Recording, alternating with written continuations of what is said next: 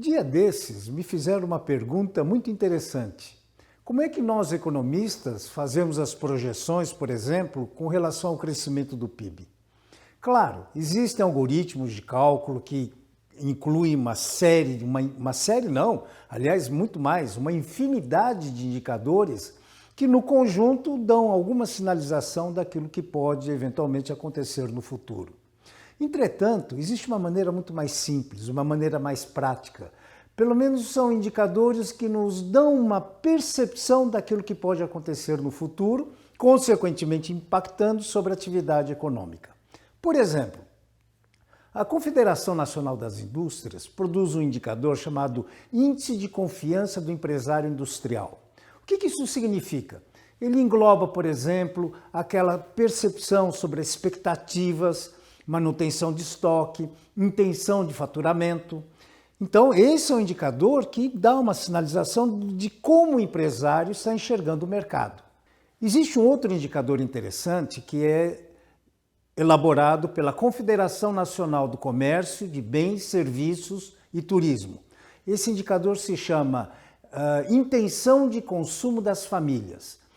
Ora, por que esse indicador é importante? Porque há uma percepção de que à medida que as famílias têm uma certa confiança com relação ao futuro, a intenção de consumir é maior.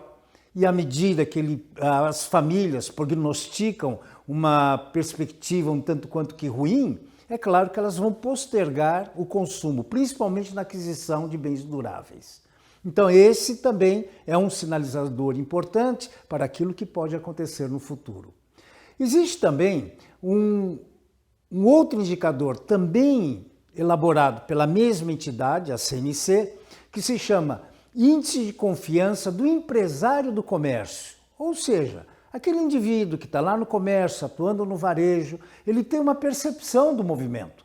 Essa percepção do movimento é que permite a ele ter uma ideia daquilo que pode acontecer nos dias subsequentes ou nos meses subsequentes.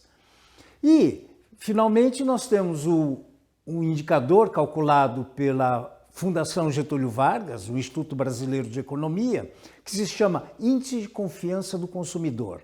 Mais ou menos é exemplo daquele que é publicado pela Confederação Nacional do Comércio de Bens, Serviços e Turismo. Na verdade, ele procura medir como é que o consumidor está enxergando o futuro. E dentro da mesma linha de raciocínio, à medida que ele se sente um pouco mais seguro, um pouco mais firme com relação ao cenário, claro, a tendência natural é ele mas na verdade consumir e não postergar, por exemplo, a aquisição de bens duráveis. Então esses indicadores, o monitoramento desses indicadores é realmente uma tarefa muito interessante, porque dá a sinalização de como a sociedade está enxergando o futuro. E claro, a partir do momento que eu tenho essa percepção de como a sociedade está pensando, fica fácil de ter uma ideia de qual será o comportamento do PIB. Então, por exemplo, esta semana foi divulgado, através do Boletim Focus, a percepção do mercado.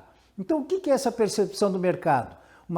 Um crescimento projetado para esse ano de 2024 de 1,68%. Um pouco ao contrário daquilo que o governo, no seu espírito otimista, está sinalizando 2%. Ora, certamente vocês estarão perguntando, então, isso significa que o PIB será um pouco menor do que aquele que presumivelmente será em 2023? Sem dúvida alguma. E aí que está a sinalização. Esses indicadores que eu acabei de comentar com vocês, eles estão sinalizando uma tendência de baixa. Então, se estão sinalizando uma tendência de baixa, significa que o mercado ou a sociedade não está ainda segura sobre aquilo que pode acontecer ao longo desse ano de 2024.